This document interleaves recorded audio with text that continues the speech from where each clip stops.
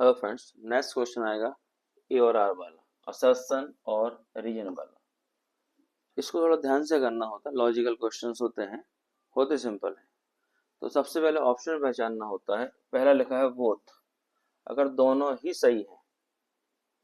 सही हैं और जो असर्शन कहा गया है, जो असर्शन कहा, जैसे असर्शन एक समझाऊं आपको कि सूरज निकलता है पूर्व दिशा से, ठीक है, सही बात है।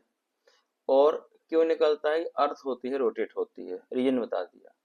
असर्शन रीजन सही है और रीजन उसकी करेक्ट एक्सप्लेनेशन कर रहा है, तो ऑप्शन आएगा ए। दूसरे में दोनों सही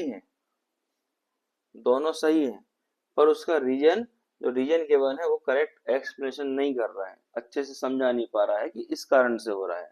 तो मतलब पहला है स्टेटमेंट, दूसरा उसका कॉज है। तीसरे में असर्शन तो ट्रू है, असर्शन ट्रू है और रीजन फॉल्स है। और 4D में असर्शन फॉल्स, रीजन ट्रू। जब आप पेपर करने बैठे तो एक काम करना, पहले इनको कहीं कोड बना लेना अपने हिसाब से, ऐसा कुछ बना लेना, असर्शन रीजन दोनों ट्रू और ये इसको एक्सप्लेन कर रहा है फर्स्ट में। सेकंड में असर्शन रीजन दोनों ट्रू है पर ये एक्सप्लेन नहीं कर रहा है।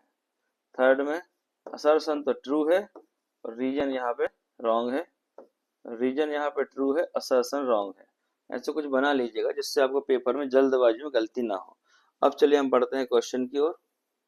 क्वेश्चन क्या बोल रहा है? Assertion the tangent drawn, tangent समझते हो, जो सर्कल को लाइन एक ही पॉइंट पे छू के जाए और सेंटर से 90 बनाती है, यहाँ पर उसको टेंजेंट बोलते हैं। At the end point of the diameter, ये डायमीटर मान लेते हैं यहाँ से, आपका सर्कल आर पैरेलल दिख ही रही है, पैरेलल, तो असर्शन तो बिल्कुल सही है, करेक्ट है।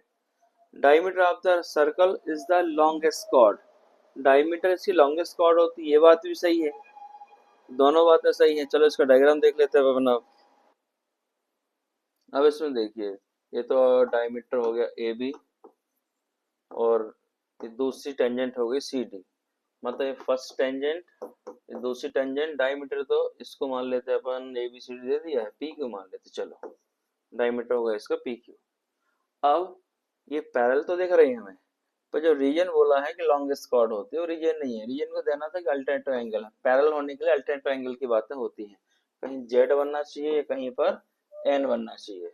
अगर जेड बन गया है तो अल्टरनेटिव एंगल कैसे होते हैं? इक्वल होते हैं, तो जेड भी बन रहा है, तो ये बात नहीं बताई, तो असर्शन सही है, रीजन भी सही है, पर reason is a not correct explanation. इस क्वेश्चन में करेक्ट आंसर जाएगा बी। थैंक